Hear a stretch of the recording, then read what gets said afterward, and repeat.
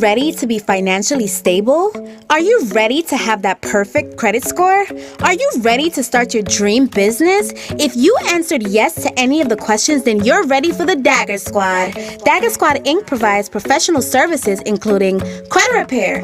Dagger Squad Inc. specializes in the removal of negatives in the form of late payments, collection accounts, student loans, bankruptcy, judgments, and much more, holding the unofficial record of 26 deletions off of one report.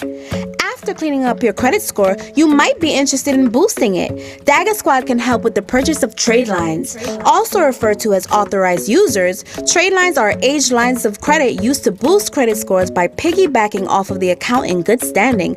We've sold lines from Citibank, Chase, and Capital One, just to name a few.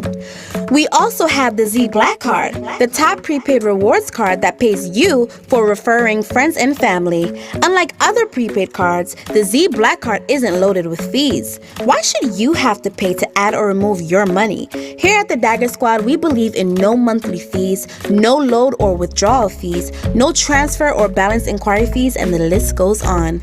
You may also be interested in our student loan debt removal service. If you're tired of paying loans with extremely high interest rates, for $1,500, you can eliminate it forever. That's right, forever. Using accounting principles along with the consumer protection laws, we can put an end to your student loan. With our help, you can even become an official government contractor, purchase products for the government, price the product with a 20% margin included, locate a supplier for a specific product, then track supplier shipment. Dagger Squad Inc. guarantees 100% success as clients are assisted by top business professionals such as Brother Garfield Reed, Sister Monica Lamb, and Sister Cheryl Stevenson. Our goal is to financially empower members of our community so we can all see a better tomorrow. If you or someone you know needs to put a dagger through their finances, give us a call at 1-800-518-2817 extension 901. That's 1-800-518-2817 extension 901, or check out our website at www.daggersquadinc.com. That's www.daggersquadinc.com.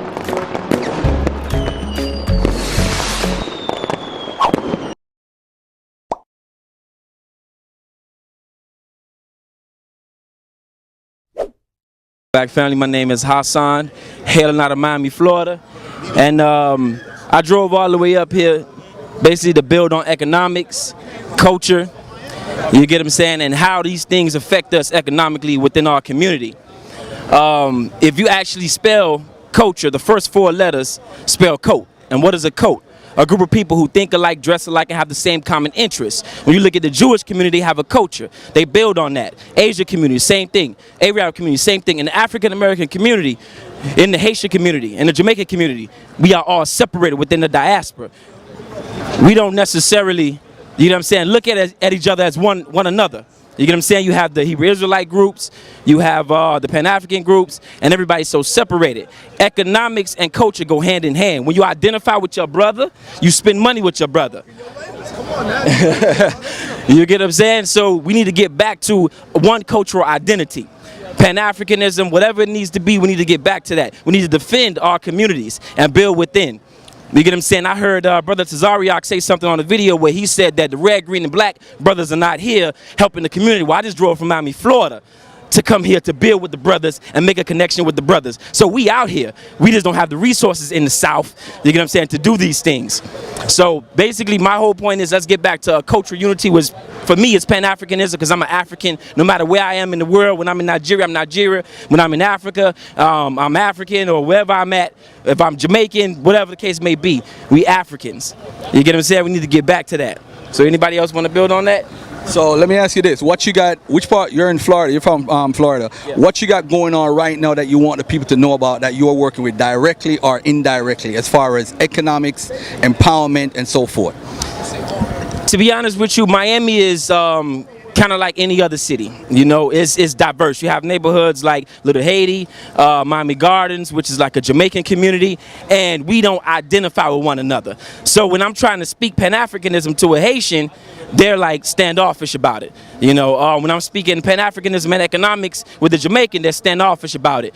So as far as me personally, I'm just trying to spread the word with my brothers and sisters, and we can build on it. You get what I'm saying? A lot of people like to say that the Africans don't like African Americans, but when I was growing up, my father's African. When I was growing up, I was called an African booty scratcher by African Americans. My mother's Haitian.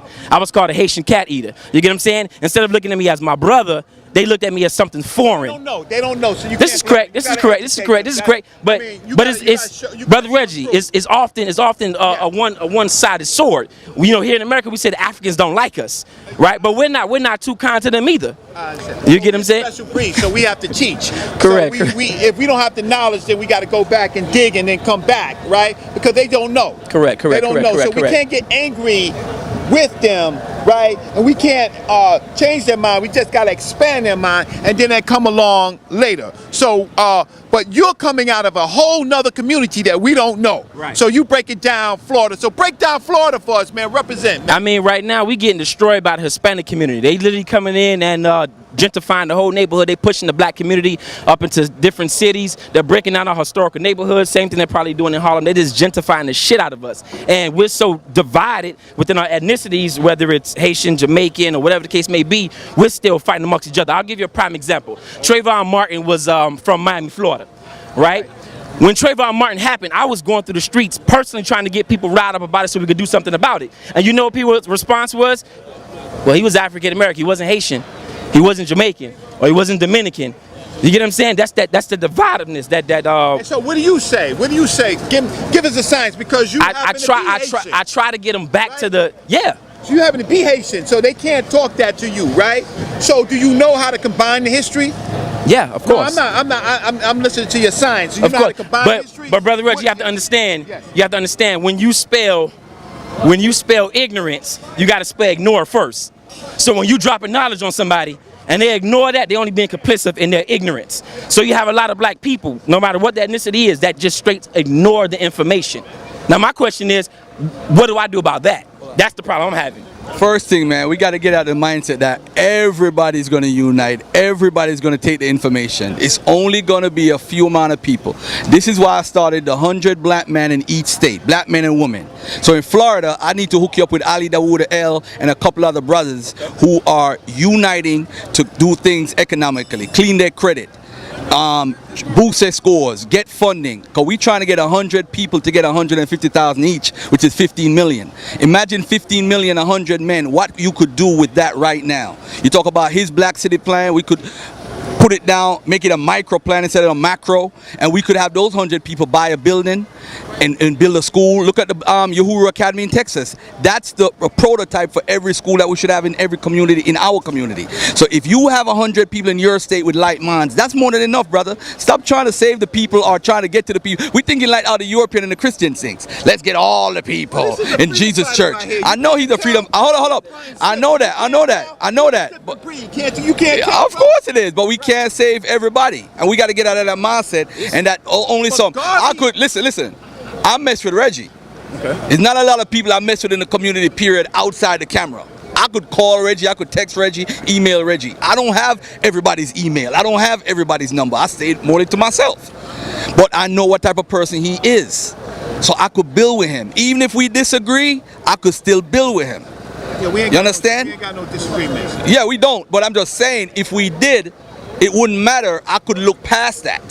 If he was a Christian, a Jew, whatever, agnostic, atheist, whatever it is, I'm looking past that for the sake of unity with me and Reggie. So what we're trying to do is we're trying to motivate and inspire this brother to continue to fight, because we appreciate your fight, right?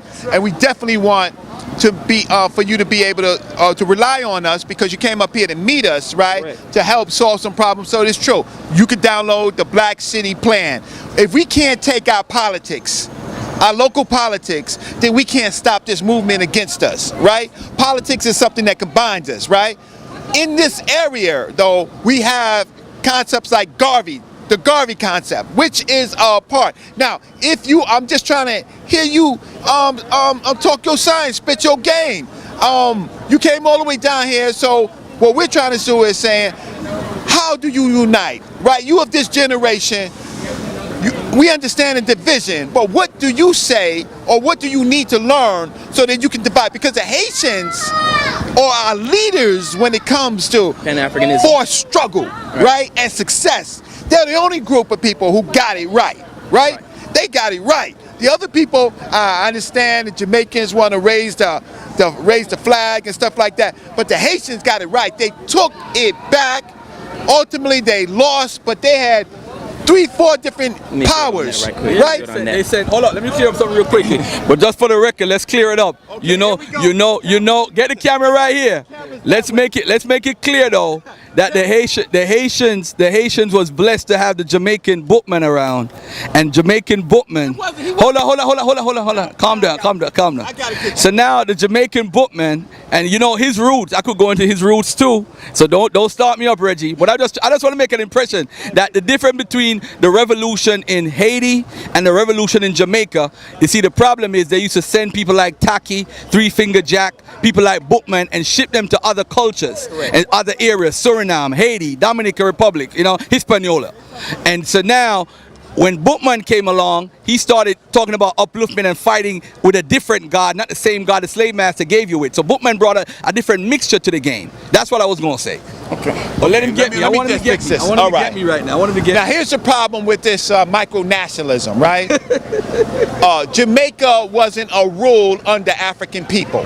So there was, when Bookman came to Haiti, he was ex-slave. He was a captive, and he got there. He had no nationalism, and just because he came from the Congo, right, to Jamaica does not make him Jamaican because he landed there. So that's what you're talking about? That's what I'm talking about. Oh, you don't want me to say he's Jamaican? That's a problem? No, because on this matter, yes. It's an island. He came from. We don't even know what the name of the island was. Why is it y'all always need a Jamaican? Why y'all need? You want me to go there? Garvey, you want Malcolm X's father? You want me to go there? Why y'all always need a Jamaican? Now y'all got Garfield. No, hold on. Now y'all stuck with this Jamaican, Garfield. What you gonna do now? What you gonna do? It's always a Jamaican. I know what he's saying. It's tribalism. We talking about Jamaican. It's African. Yeah, I get your point. So I gotta what do you call it? Concede to the elder. I get your point. But I'm still Jamaican. To build on that for a second, Pan-Africanism has been the only ideology that has worked against the resistance of slavery and colonialism. The only. No, there was no Pan-Africanism. We're developing concept of Pan-Africanism. There was struggles. African unity. No, it wasn't even. It wasn't African unity at that particular time. We all did not get it right. I am saying Haiti did get it right. Correct. Right? Correct. And that had something to do with fusing the spirituality, the religion, and the science of the Congo, right? And bringing it into Haiti. Okay. I'm not going to say that Haiti was Yoruba, right? Because I think that what they did was something special that encompassed a lot of African tribes and built a system using those what they call the Veve and all the other sciences, but it was from multiple African groups. It wasn't. That's right. But it wasn't just from one group, right? And they fused it, and then later it was destroyed. And some of what we think right now, we don't really know what the science is. A lot of people took pieces of it, but whatever it is now, it's not the same that Bookman and Fatima or Cecile used when they slew that black pig and they drunk that pig blood. Right. Oh, you mad about that, right? No, I'm definitely not mad about that. No, I'm definitely not mad about that. I embrace that medicine. I embrace that culture deeply. But just to expound on that for a second, Marcus Garvey was inspired by the Haitian Revolution. So was Nat Turner. Actually, the red, black, and green flag is just a cut off from the Haitian flag because the first flag was Absolutely red and black. Right. No. The first flag for the that's a whole nother. Alan, they don't want to go there with what the original flag was. It comes from Haiti. No. Why do you think? Who do you think? Original flag. Who do you think Garvey dressed up as? Hold on. Bookman. Reggie. Two shots. Say it again. Bookman was a Jamaican, right? No, I told you about that Jamaican stuff, right? He was an African. He dressed up like an emperor. I'm gonna message you, man. Go ahead. And so I'll say this though. Hold on. Let me just say one thing. We can't downplay the energy that came out of Jamaica, because remember, over 1 million slaves came through Jamaica. It was a docking port for slaves that ended up in the South, for slaves that ended up in Cuba. That's love. Hold on. Hold on. No. You're not hearing what I'm saying. Hold on. You're not hearing what I'm saying. I said over 1 million slaves came through Jamaica. That's what I'm saying. Hold on. Jamaica was a docking port, all right? For the Spaniards first, then for the British. Because, hold on. No, I'm not disputing anything. No other island had 1 million slaves other than Brazil. So the most slaves came through Jamaica. And that needs to be known by everybody. Why? Barbados had their people, but they ain't have no 1 million people there. I'll tell you that. But anyway, let's get off that, because you know I'm gonna defend Jamaica for a minute. Say something about Jamaica. Yeah. I gotta give shout out to Jamaica, because some of the most strongest revolutionaries came out of Jamaica. I mean, Talk about Taki. Talk about Three Fingers. now I'm gonna go back to, let me say louder. I got the mic. Calm down. Okay. Nanny of the Maroons. Okay. The Maroons who refused to be slaves, who went up into the hills. They made a deal with the British. Stop it. Yeah, and they didn't follow it until the second Maroon Revolution. Hold on, y'all, hold on. I got the mic. That's why I didn't want. Up to this day. Hold on. Let me get Reggie, man. Hold on. Then, but there's a. Hold on, I'm gonna just say this before you get the mic, because I got the mic, man. Show respect, G. Don't be overzealous, y'all. So I'm gonna say all respect. But there's a dynamic between the Caribbeans and Germans. We'll talk about the Jamaicans specifically, because they can tend to be some of the strongest revolutionaries or some of the best homeborn slaves. I mean, you have anywhere in the world, per square miles, you have more churches in Jamaica than anywhere else. More bars too. Okay, and you have more bars. So you have some of the greatest revolutionaries, but you have also some of the best slaves-minded people there too as well. So you know what I mean? It's just about understanding history and putting it in its proper perspective. But our revolutionary unsung heroes are definitely topics that we need to expound on more, and we need to incorporate into these dialogues for edifying the people. That's all. Yeah, Jamaica, and it's a shame, Jamaica got the most churches per square mile, and we got the most bars per square mile in the Guinness Book of Records. So as you leave out the church, you go right to a bar. It's right there. So I just wanted to say that. But Reggie, I'm gonna get you, because the spirit of African spirituality, the Akon used to do what LeBron does. What does LeBron do, my brother? Show them what he does. He throws the powder up in the air, which was a tradition from African spirituality, but they ain't know that Kevin Garnett was doing it before LeBron. So that's where he got it from. A lot of these don't know that. But hold on. Yeah, bro. Yeah, I'm dropping knowledge. But the point is, family, the African spirituality was carried through two of the greatest countries, Haiti and Jamaica. And what happened is, whenever you carried through your spirituality, they would ship you. Hold on, beloved.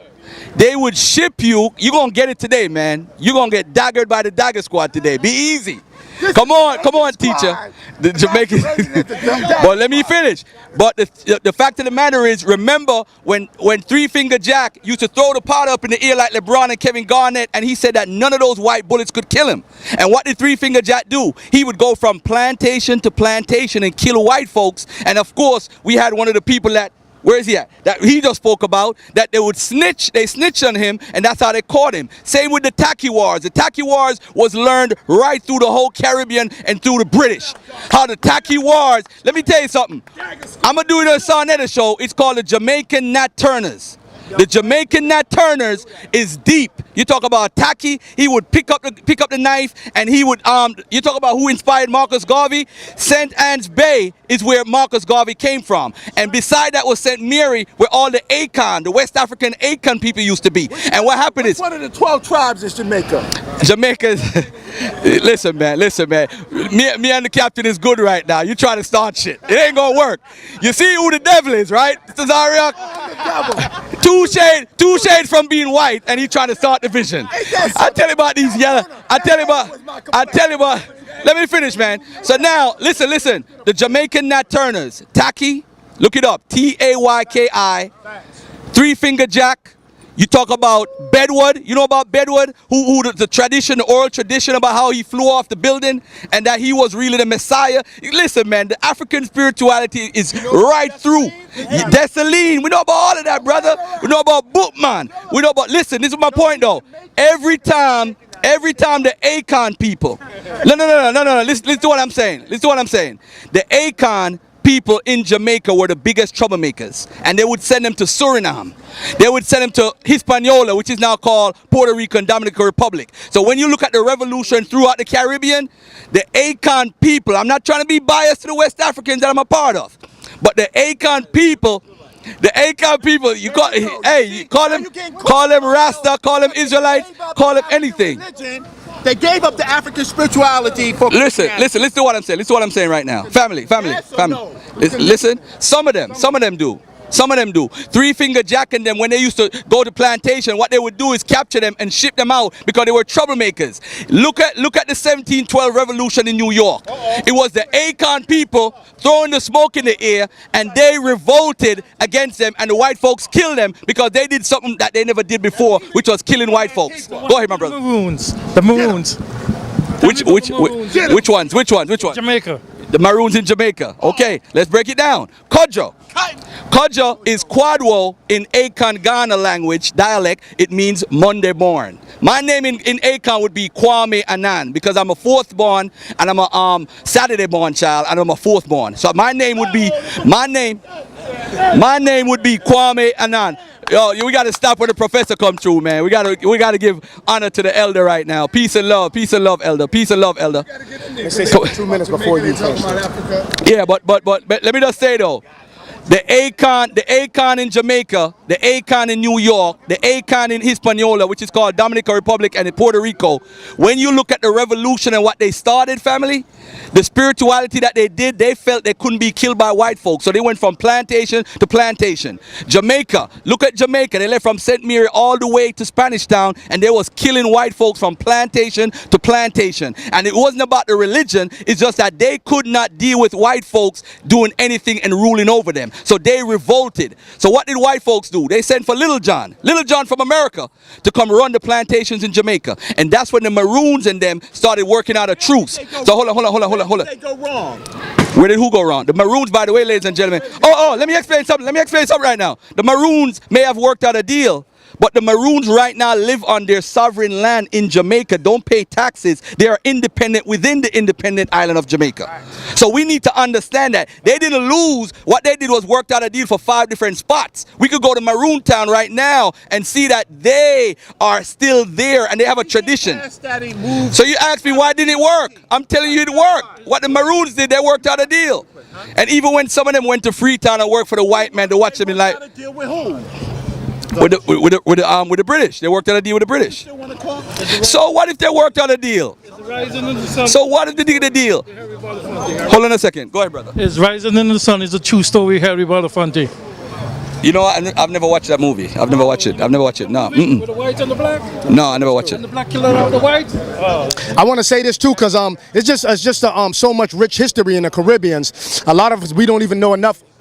A lot of us, not everybody, enough about our great heroes and sheroes here in America, but we want to make it Africans here in America, but we want to make it all inclusive. You know, that's what I did with Pan-Africanism. I deal with the history in North, Central, and South America and in continental Africa. We also want to look at Haiti. You know what I mean? Haiti was very pivotal in a lot of other people's revolutions. Yep. After the Haitian Revolution of 1804, you know, they bankrupt Napoleon's army under France, and they allowed for the Louisiana Purchase to take place. Yep. That's why Louisiana, because America wasn't a country then. They had territories and different states. Okay, Louisiana was still under the French, and they was able to sell that at a cheap rate, and it became a part of the American Union. Okay. Not only that, you had Chris Bookman, you had Seymour Bolivar, who took ships and went over to what is now called South America, right, in the Caribbean, right, and that's why Bolivia is named after Seymour Bolivar. Bolivia. So a lot of our African descendant brothers in the Caribbean who are ignorant of our role in liberations on a lot of fronts, even in the continent that you're presently in now. You want to get familiar and acquainted with that information because it's very powerful. Pause, brother, pause. Okay, my bad, brother, my bad. While I was driving up I-95, right, I was coming through Durham, North Carolina. Yeah. There's actually a city called Haiti. Ooh. In North Carolina. So I Googled it. Yeah, I Googled it and checked it out. The people were so influenced about the story of the Haitian Revolution that they inspired themselves to build and govern their own city in Durham, North Carolina. Okay, and there's one in St. Louis, somewhere in Missouri. Okay, now you're talking about the Louisiana Purchase, and I look at Louisiana and I see how it's influenced by Haitian culture or African culture. You get what I'm saying? So that's all I wanted to touch on how Haiti even affected, matter of fact, Nat Turner, his whole plan was to start the rebellion and then escape to Haiti. Because they said that, any African that makes it to this land will be free. Will be free. They will protect your freedom. So go ahead, brother. My bad. Oh yeah. Once again, on that subject, I feel uniquely qualified to speak on it because when I was going to St. Rosalima, one of my best friends was named Junior Boyer, and at the time that he had came over here, he was from Haiti, and I'm embarrassed to say that we used to call him African booty scratcher. We used to say he was eating fried monkey hips and giddy up beans, and I feel so bad that at that time in my life, I was so brainwashed that I looked at Africans and Haitians with the same eyes my American oppressor. And one of the great things about education is you learn things. And when the Jamaican shower posses came over here, and this is real talk, some of my brothers was going to war over the drugs. Little did I know that had to do with the CIA and the FBI, Michael Marley, Siaga and Manley, and you know how the CIA was running drugs in and out of Jamaica, how the CIA did not want a socialist revolution in Jamaica, how the CIA played a part in the assassination of Bob Marley, how the CIA and the FBI always play a part in the destruction of African civilization. But what I wanted to really say to you was, what the brothers was talking about the Louisiana Purchase, me being a history teacher, I have a hard time accepting the fact that people believe in the myth of American history, because America is a myth from the beginning to the end. You have school children who believe that Christopher Columbus discovered a place he never set foot in. First of all, it is physically impossible to discover something where people have already been living in peace for 1,000 years. That's number one. I spent a lot of time in the Hispanic community. For me, the only difference between a Jamaican, a Cuban, a Haitian, and an American is a boat stop. I call it a subway. A subway stop. Because I tell my Spanish baby mom that your slave master spoke Spanish, my slave master spoke English, but they all had the same prescription to dominate and oppress us and keep us separated. Yeah, and the greatest thing behind the church also, the church used to give them permission. And when you look at the Congo, how they used to take the folks from Congo and do what, brother? Go ahead, build on that, brother. What you mean? How they got Christianity? How they got Christianity? Go ahead, man. 1492 they got introduced Congo to Christianity, but the god name is Nzinga, or part name Nzinga. The thing with this, which is weird, is that they basically accepted it. They traded stories. They traded stories, and once he accepted it, now he begins to send his family to Europe to get educated. Then they come back, and now they educate them. But those Africans made Mary a black person. They put it in their image, and they changed things around, which they didn't really like. But to add on to that, we got some bad stuff in our history, and we have some good stuff. So if we talking about the Maroons, and we talking about Maroons are not a people, it's just a word that means runaway slave. So we have them in Mexico, we have them in Panama, we have them all over the place. But a lot of those people who gained their freedom, they gained their freedom by doing a treaty to capture other Africans. Now, do we know, do we know if they really lived up to it? We don't know, but that was the stipulation of the treaties that they all found. So, in the reality of this situation, or what we building about, I'm going to say this, and I'm talking about everything that we constantly hear. I honestly feel that if we continue to talk about BCE times, if we continue to stay in 700 million years ago, talking about bones, if we continue to talk about the Bible, continue to talk about Kemet, talk about the NOI, I'm going to start calling people agents. The reason why I'm saying this is because now you are keeping us trapped in the past. The purpose of history is so that we can learn from it, and it inspires you to move forward. Now, it has to be a level where some of us got to draw a line here. We're going to give you this history, but then we're going to give you some economics. We're going to give you some more history. That's because if you look back from 1492 to this present moment in time, when the Europeans, the 13 European nations that formed this country here, right, the 13 European nations, the Dagger people are not included, first and foremost. If you born here as an African descendant, you're not an American. Read your Constitution. No, you're not American. No, quite true, brother. No, quite true. But so what happened? So when the Europeans left, when the Europeans left Europe in 1492, they took a sword and a Bible with them. Give that mic to that brother there. Give that mic to the brother. Let that brother hold it. Oh, come on. Just let him hold it for a minute. This is what the Europeans done. Watch me carefully. Hold it. Watch carefully. This is what the Europeans done. Put your hand out, brother. This is what the Europeans done. They shook your hand and chew you with their left hand. Right? So we have this habit of shaking one another's hand. You greet this way, but this way. Right?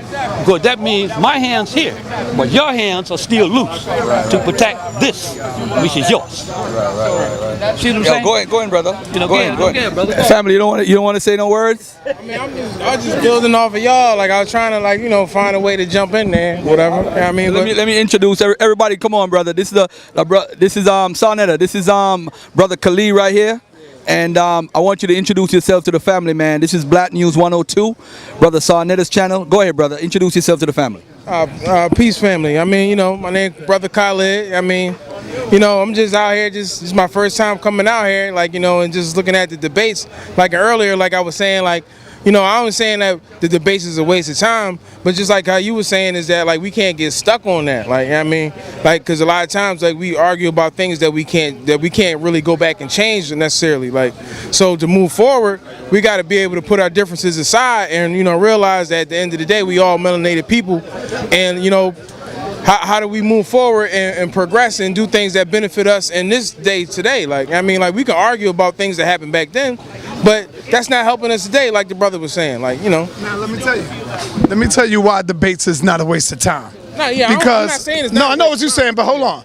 If you got a group teaching our African young babies that they are not Africans, that they would not feed Africans, brother, you got to re-educate that thought of mine. You got to get back into that. You know what I'm saying? And I want we got to deal with that. I wanted to, find out more about with the Hebrew theology or the Israelite theology rather, because my thing was I'm under the understanding that they got a beef with Hamites, right?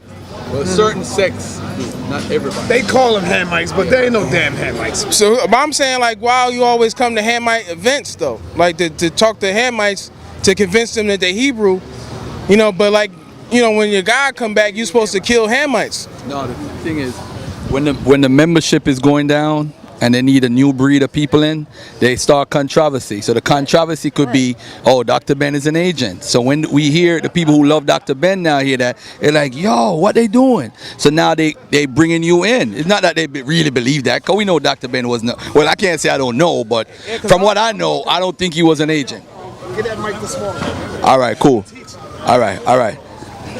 Hey, peace and love, family. We'll pass it on to Professor James Bond.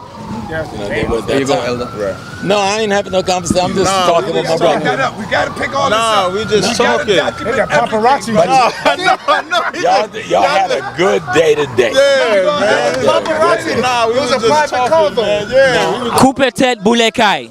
Can we end it like that? I'm gonna do something special for you before we go. So I need oh shit. God damn, he took my flyers, man. I got one. We got my damn flyers, man. I'm black power to the fullest. Are you gonna let the captain go? You ready? I'm ready. All right, man. This is your man, Captain Josiah Kavai should be County Commander Jenny Hanna. Before August 13th, August 5th, make sure y'all come out to Harlem for my cookout right at Marcus Garvey Park on 125th. It's gonna be on 122nd and Madison Ave. After that, the following Sunday, August 13th, man, they're going to have this House of Consciousness reunion celebration. It's supposed to be about unity. You know, Tazaria going to make sure it stay about unity. We're not going to get sidetracked. If y'all see the conditions of black people, that's where the focus has to be. Focus has to be on leaders, being real leaders, and caring for the people, man. So y'all make sure y'all come out August 13th. Shalom.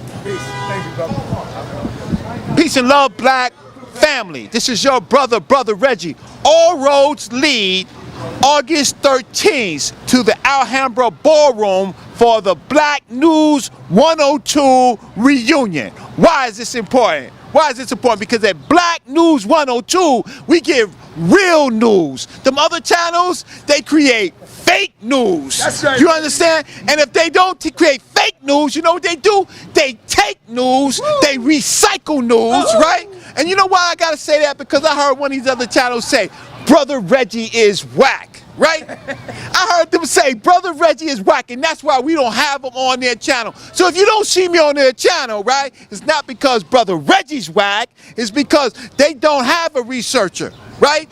There's a difference between research news and fake news. Now, let me tell you about research news. Now, the difference between people like myself, you goddamn right, why can't I? This is my shot, right? Here it goes right here. You see this right here? This is real news. You see this? This is the Herald Times.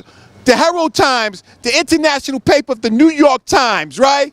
This is, I forgot, man, maybe 2004. Who's on the front cover of a major international newspaper? This is Brother Reggie, yes, sir. Right? So you know what the difference is? Because this is real news, and we be out here doing this, and y'all be creating fake news. And you know what we do? We bring the PhDs to the channel, right? And you know what you bring? The disease to the channel, right?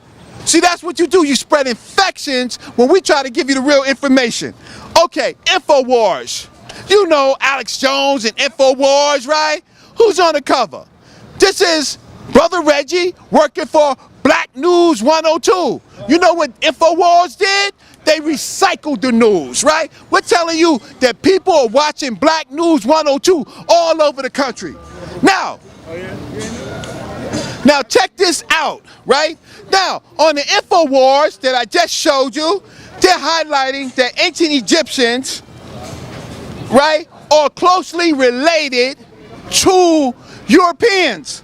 Now, see, that is fake news, and then what happens on Black News? They call the researchers and the scholars to fix that fake news. So if you look at the research, it says first genome data comes from ancient Egyptian mummies. And then Alex Jones and the rest of these crazies, and I'm not just talking about the white crazies, I'm talking about the black crazies too, they come out and say, well, the Kemetic or the ancient Egyptians was closer to white. And so, but they never read the news. So what we do is we go and we find the real report, the real study, which I'm going to show you right now,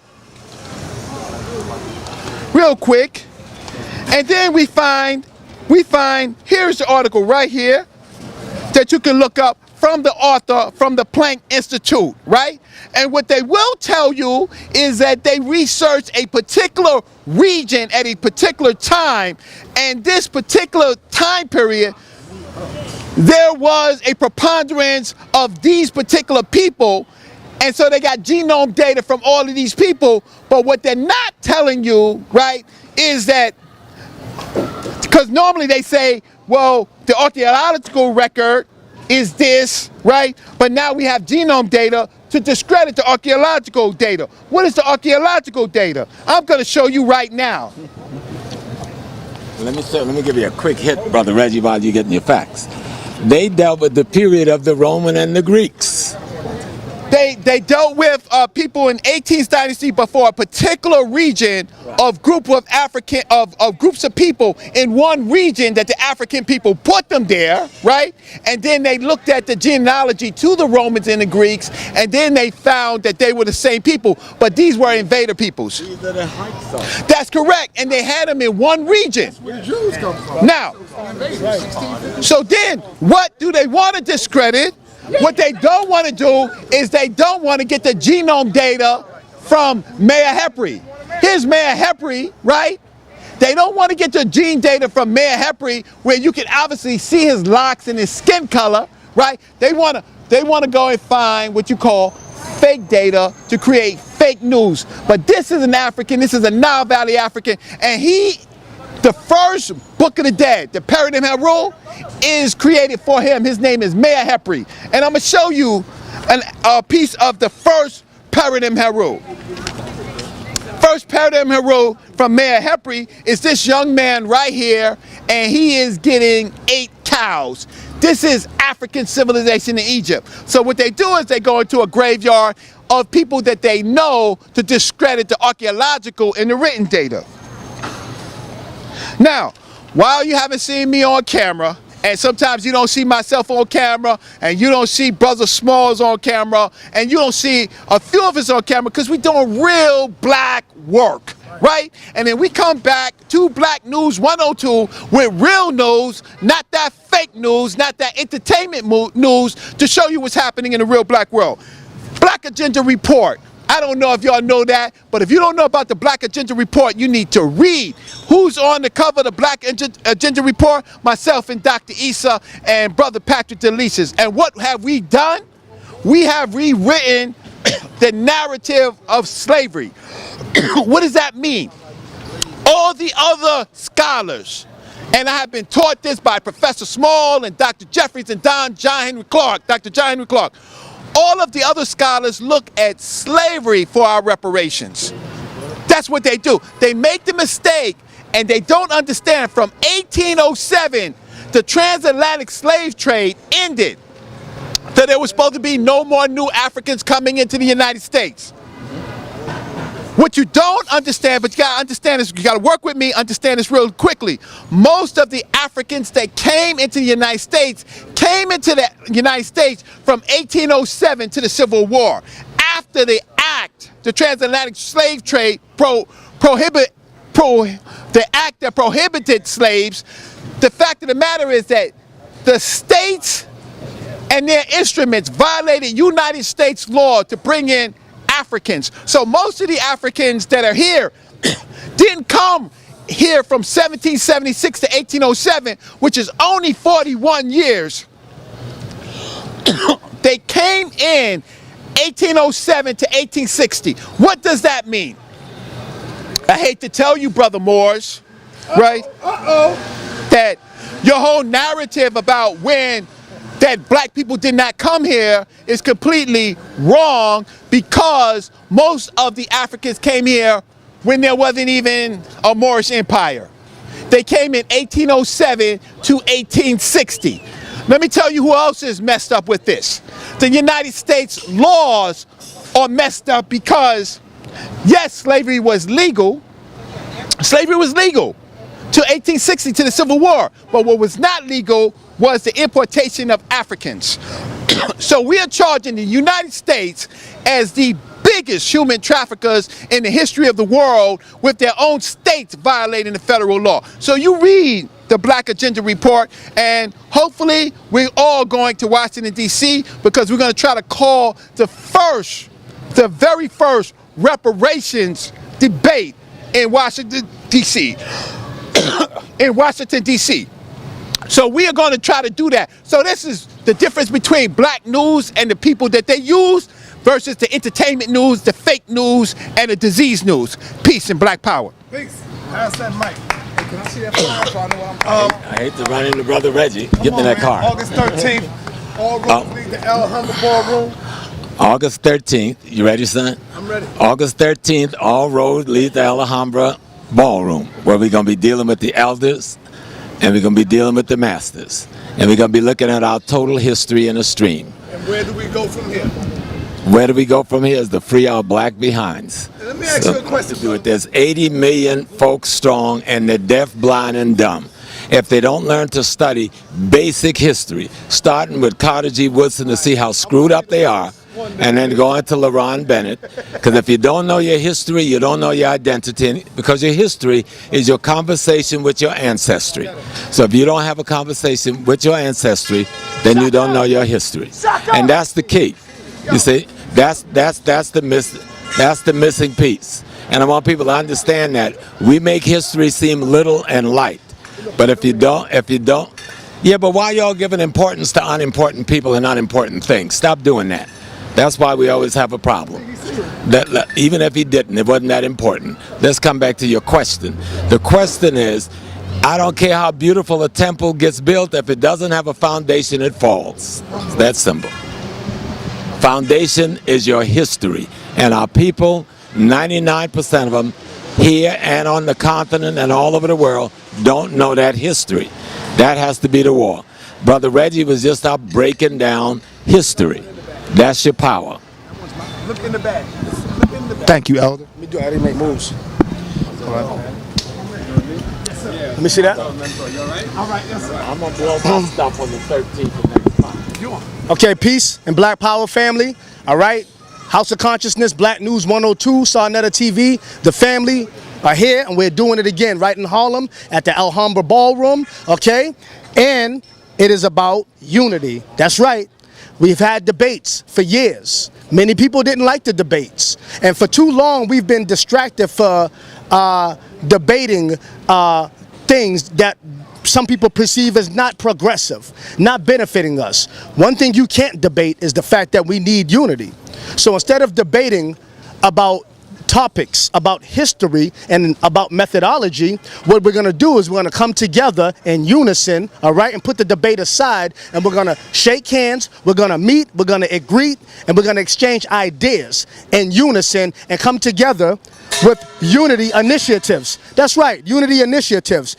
We're having a unity event, and it's entitled, Where Do We Go From Here? The first step, every journey starts with a first step in the right direction, that is.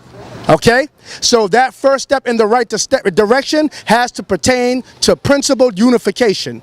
Only then we can address the sociologies and the social ills and the epidemics that are plaguing us. Only then, like Sarnetta said, when do we start to build communities? When do we start to take the stores over? There has to be a united and concerted front, and unity has to be at the nucleus of that. So you had a great summer. This is going to be towards the end of the summer, and we want this to be a part of your great summer. Don't just go to Six Flags and Water Country. You know what I'm saying? Yes, enjoy your summer, but make sure you close it out the powerful way, in the right way. Sometimes when a brother says knowing who we are, I don't think that is an excuse. I think that is a component that is definitely necessary. Because, see, the Arabs have an identity. Okay? They have a language. They have a cultural continuity that is kept intact intergenerationally. So when they come here, they're not all unified in Arabia, but when they come here, okay, the pressure on them to have a united front for a principal cause that is going to benefit them as a collective, okay, they strategize according to that. Now we got to understand what happened in Harlem. There was a lot of black mom and pop stores in Harlem. Where I'm from, in Roxbury, in Boston, there was a lot of that in the 70s, 60s, and all that. We got to understand what public policy took place. These are not making excuses, because it would be an excuse if I'm trying to justify us staying on the bottom. If I'm trying to justify other people co-opting businesses in our community, then it will be an excuse. What I'm doing is trying to give a logical, rational explanation that examines the anatomy of the problem so we can proceed forward with solutions. We have many problems, and we always debate about our problems, but when do we ever discuss solution orientation? I believe that where do we go from here? Where do we go from here, Brother Sarnetta? In regards to this is where we go from here first. Unity. Okay, we're not all going to agree on ever who we are. We're never going to come under some big mosaic and say, this is who we are. No, but we have to have principled unity, and that has to be predicated upon common issues that we share and that we have. Okay? Peace and Black Power. What's up, yo? It's your man EBOG WP60, aka OG E Bizzle, live. EBOG WP59. You can follow me every day on Instagram, EBOG WP60 on Instagram. And as my brother said, unity, UNITY, we must unite or we will surely die. Now, We don't catch hell for being Pan-Africanists. We don't catch hell for being Islamists. We don't catch hell for being Hebrew Israelites. And we don't catch hell for being Christians. We don't catch hell for being Bloods, Crips, rappers, doctors, lawyers, or Americans. We catch hell because of being black and African, and we should unify on that and that alone. And that's what I think this conference should be about. Us putting down our differences, us putting down our egos, and coming together in one unified situation to bring solution. Now, Brother Hassan asked me a question. He said, what do I think about the fact that we brothers and sisters are some of the most talented, scientific, godlike minds on the planet, but yet we seem to have a problem taking control of our own community? Now, I would tell you that we don't live in communities, we live in hoods. And like the elder Dick Gregory said, what do when you wear a hood? You cover up something. So unless you control the banks, unless you control the education, unless you have your own hospital, then you do not control your community. And I would just propose to you that one of the ways that we can control our community is the same way that we did drugs back in the day. 20 brothers got together and put up $10,000 a piece and went to see the Colombians, and we got a cheaper price. We can do the same thing with property. We could do the same thing with illegal business, and I propose to you the Koreans. We have Koreans in our community, and my brother Khalid can speak to this, and our brother Paper Chase J, who is a signed author, Paper Chase Productions, please holler at Illegal Life, North Philly. You can holler at him at his production company. But he said that he wanted to know why there are so many Korean stores in our community. And he humbly asked the Koreans, how did they get started? Because we have this myth in America that for some reason the Koreans are special people, that they get money to start businesses by this government. That is a lie, my brother. You know how the Koreans get started? They have an organization where each family donates $10,000 into a pot. And the other families agree to work at that particular store for a lower wage, and the wages that they would have, they sacrifice to put into a pot until they can get another store, and they recycle it from family to family to family until everybody is paid and everybody has their own store. And I would propose to you that if black folks want to take over our community, we should follow the same example. But that cannot happen until we unify, brother. Because if we worried about if one boy going to have a Benz and another one going to have a BMW, it's not going to work. Now, I watch a lot of these conscious debates. I watch a lot of the conscious community. And to me, it seemed like the so-called conscious community is the new rap community. And the same way Jay-Z and 50 Cent be throwing shots at each other, that's the same way Seti and Umar be throwing shots at each other. That's the same way people be throwing shots at Polite. Now, if these brothers is supposed to be, as Langston Hughes say, the talented 10th, why are they acting the same as the brothers in the street who don't have as much knowledge? So I say all that to say, put down your differences. August the 13th, where do we go from here? We go upward, we go onward, and we never, ever give in or go back to what we was before. Because when you have knowledge, when you have education, you must transform your situation. Peace. All right, come on, Soleimani, you got a good one, man.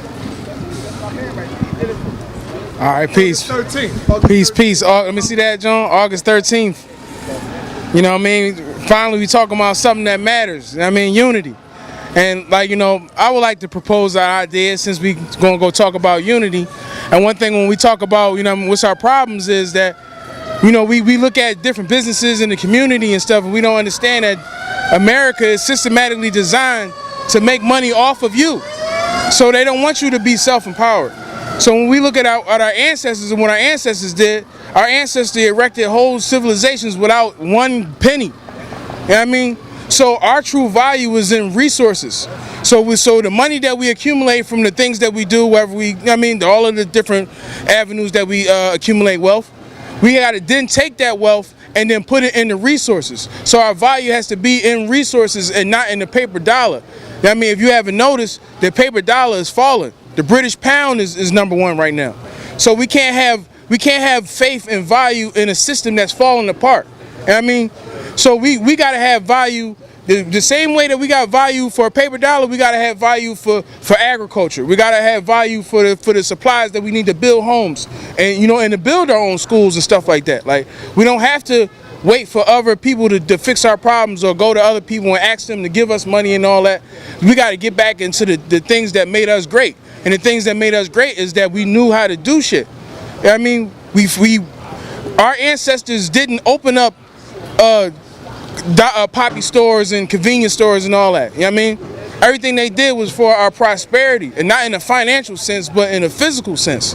So, you know, I'm just saying, like, you know, we gotta value ourselves, nature, resources, as opposed to the dollar, man. You know what I mean, because the dollar's crashing, so we gotta value each other, value our resources, and that's how we can get some real unity going and get out of this trick. Because at the end of the day, all this is a trick. When we had resources, we had the barter system. We would barter resources to each other. And then a treacherous, non-resources having motherfucker came along with the concept of money. And he bought up all the resources with the money. So now we stuck with money, trying to accumulate money to have resources. So I say again, once we accumulate the resources, or once we accumulate the wealth, we need to obtain resources so that we can really be free. Peace and black power.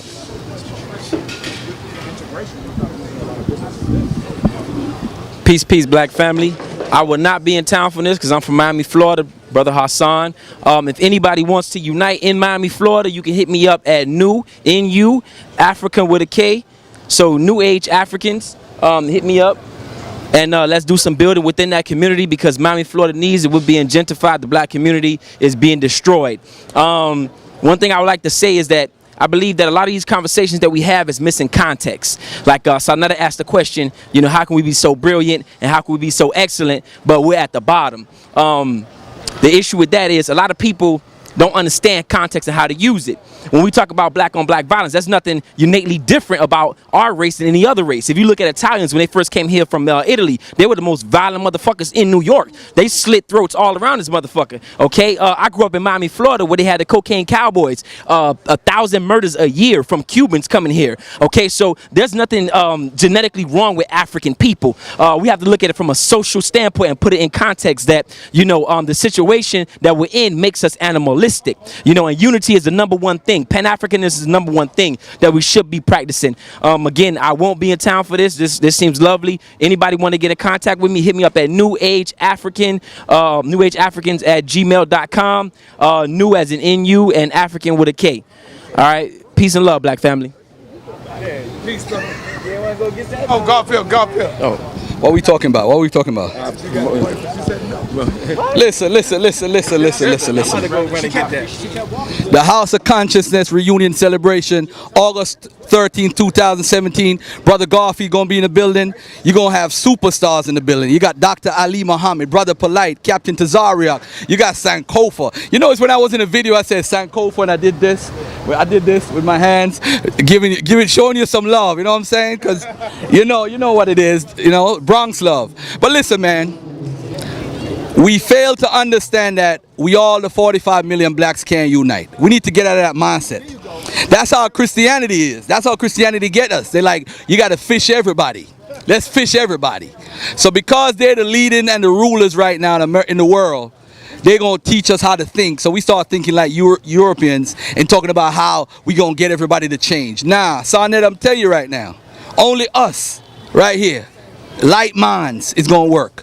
That's why I asked for 100 black men and women in each state. That's all you need, Sonetta. You don't need no more. Let's get 5,000 people who you know going to support you every time. You got a book come out, you got a hat come out, you got a clothing line, you know you're going to have those 5,000 people supporting you. You come out with a book, 5,000 times 20 is 100,000. It's good if you're in the black market selling a book. You got a book coming out, Sankofa, working out and try to look like Hulk, like you, bruh. Come on, man. You know. People gonna buy that book, man. They want to look just like Sankofa at the top, not the bottom, at the top. But I just want to say, August 13th, I'm gonna be in the building. I'm gonna have a special message for the whole people, man. We gonna unite with only people who gonna unite with you. That's the bottom line. You tell me if Sonnet to go to Tazariak or to go to the Roy Bay and say, let's open up a store and do some stuff together, that they're not gonna do it. They're gonna do it. And to correct my brothers earlier, man, everybody is conscious, because all conscious means is to be aware. So even if you're a Hebrew Israelite, you are conscious because you didn't know about being a Hebrew Israelite before you got into it. So everybody is conscious, all right? So I just want to say that August 13th. I got my man right here from Philly in the building, filming me. I know Solomon. He's one of my chief haters, man. But I love the brother, man. He's the chief hater. But I love the brother, man. I love the brother, man. I love the brother, man. Solomon from Philly. Solomon and oh God, hey, without hate, you can't be nobody. I never ever said anything about you, Garfield. I'm never ever said nothing about you. Never. What cheerleader? What you talking about? You never cheerlead when Lex made a video? Lex Vortex? Lex Vortex made a video about me. You ain't cheerleading? Come on, man. Come on, man. You was cheerleading and say, go ahead, sucker, talking shit. Nah. Well, you know it's Nah, I will say. You're funny. Yo. But this my dude, though. This my dude. He's a wise dude. He's a wise dude. Yeah. Let me make that shit straight. Yeah, I ain't talk about no Garfield. Funny. You were supposed to debate Lex Vortex one time on the Yeah. Yo, Lex go way back. We go back to Blog Talk. Yeah. What's his name?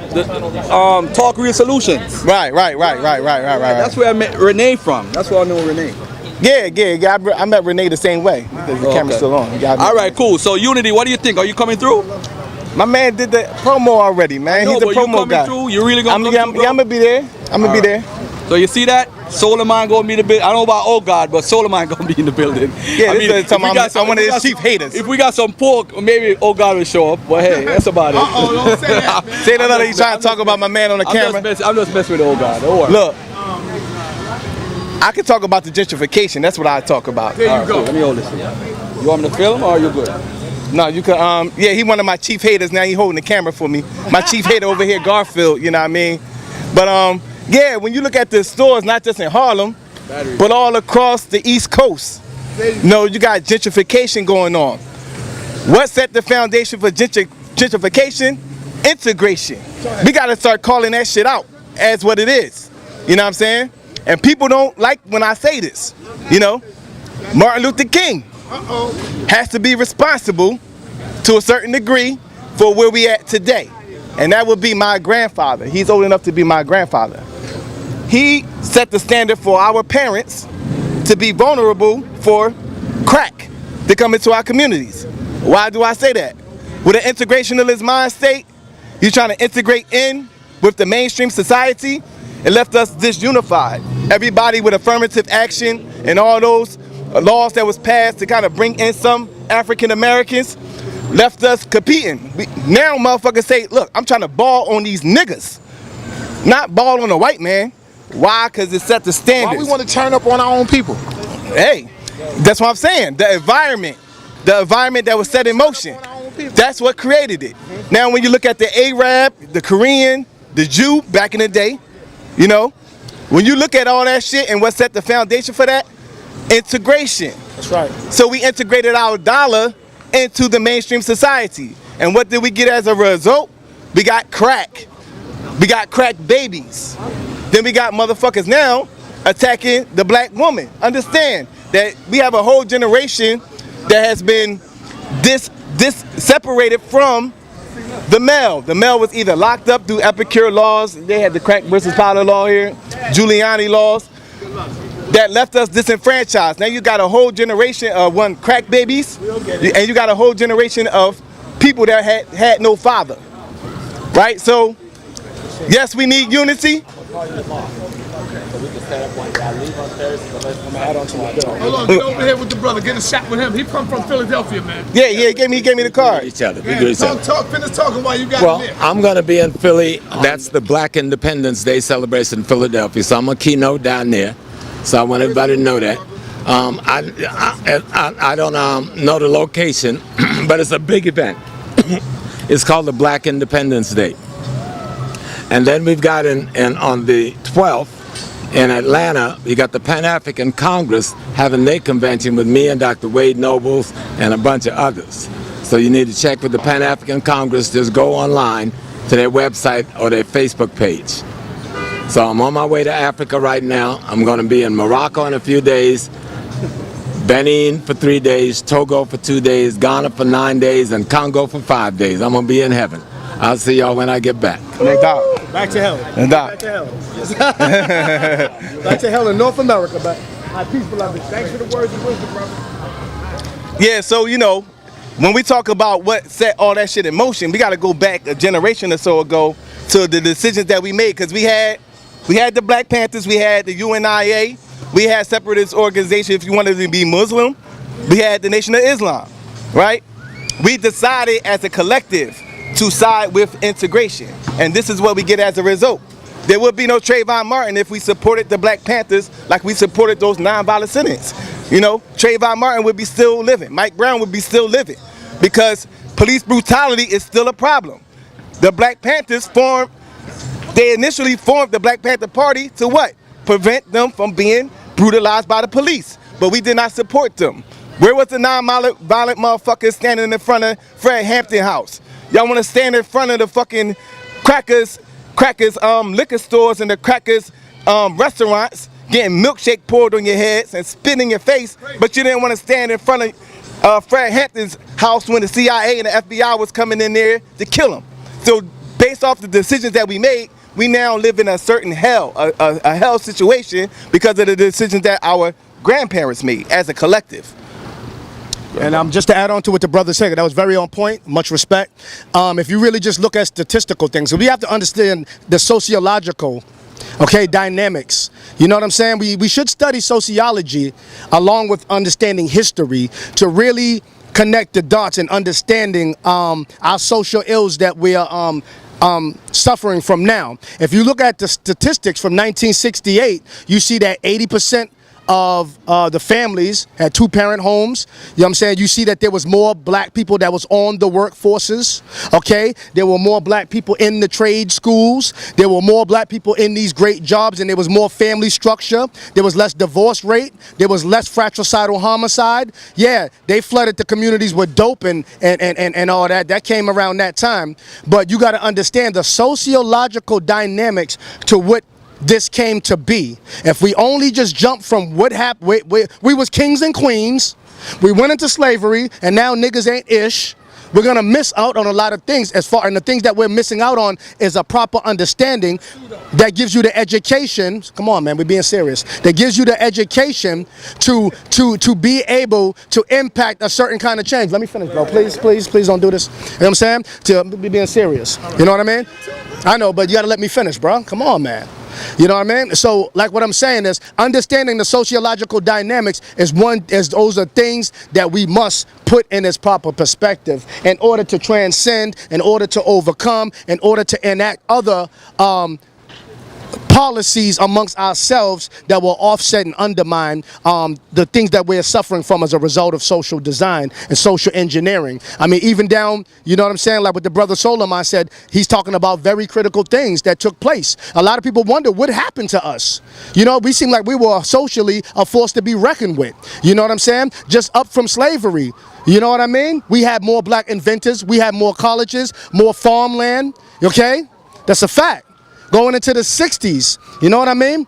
The turbulent 60s, where the foot of the cracker was on your neck, racism was blatantly in your face. You see black people making more strides, have more community structure, value, more business. Imagine if uninterrupted, where we could have been at now. Okay, peace, my brother, how you doing? Just imagine where we could have been at now. So we got to understand what happened. Everything's not about a debate.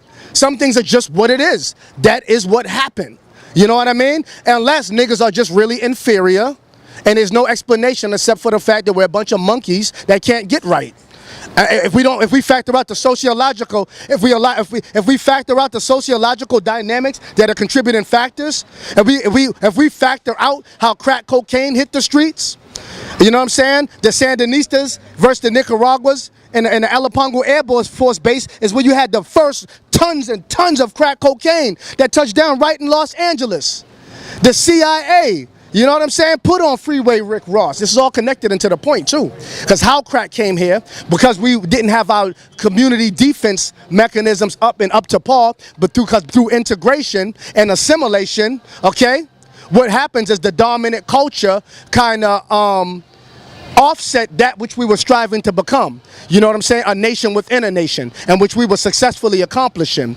You know what I'm saying? But once we were neutralized, we were prime candidates to be a people that could be victimized through the crack epidemic because we had no more community structure. Those movements were already took down by the United States government intelligence apparatuses. So by the time the late 70s and 80s came, you know what I mean, when the CIA had their hand into how crack just out of nowhere just flooded the black communities. You know what I mean? And there was no community leadership. There was no fathers in the home. There were a lot of the mamas was on crack and the freezers selling the damn babies meats to get high. You know what I mean? These are things that took place, but we got to understand how it came from that to this, not just to understand it, to say, see what happened, but to understand it the same way a doctor would study the anatomy of your sickness and say, well, this is what caused your sickness. You have high triglycerides because you're eating too much greasy foods. You got to slow down on that and incorporate this into your diet. So we only put these things into perspective to give a sensible, logical, and a real evaluation of our sociological dilemmas. Okay, to put these things on the table so we know what we were facing and what we were dealing, because a lot of people are very ignorant to what happened. So their methodologies in trying to address it is not going to be successful because they don't really understand what they're dealing with and to what degree. So knowing these things is very imperative in order to bring about the complete constructive change that we talk about and that a lot of times overly romanticize about. All right, so that's all I want to say on that. Peace and black power. Yeah, this is my type of bill right here. I like talking about shit like this. Like, he said people don't know how to properly address the issues. And now the new thing now on YouTube and social media is to attack black females. That's the new thing that you see around on YouTube. You know, a lot of African American males coming out and attacking black females. But when you look at this from a direct historical standpoint, a generation or so ago, you will see that it was a breakdown in the family structure. You talk about women with different baby fathers. That's something that we see today. You know, but a generation or so ago, grandma, she had about 9, 10, 12 kids, all by the same man. So as what the brother Sankofa said, what happened from that time period up until today where we have a disrupted family structure? Once again, crack cocaine, you had the family being the destruction of the black family through epicure laws that systematically locked up the males, and also through gang violence. Obviously, when you put drugs into the situation, it escalates gang violence. So this is what happened. This is what happened. Anybody who grew up during the 80s would see that it was almost like a bomb hit the communities. The communities were so destroyed that me growing up in the 80s, I thought this shit was normal. I thought this shit was normal, seeing crackheads, seeing fucked up buildings, seeing crack houses, seeing people shoot at each other. You know, this is what we grew up in. So what is the mentality of people who didn't have parents due to crack, whether they was addicted to crack or they was locked up through these epicure laws? Now they're grown. You got grown crack babies running around here. So before we begin to point the finger, now after the fact that all this shit happened, we need to take a step back and analyze the situation and then use our collective minds to solve the problem. Kings and queens, and then we came here on slave trade. I was being euphemistic, how a lot of pseudo people try to just marginalize our history like it happened this way, that way, now we ain't fell off and niggas ain't ish. That's what I had said. So, you know, but these kind of builds are important. This is how steel sharpens steel.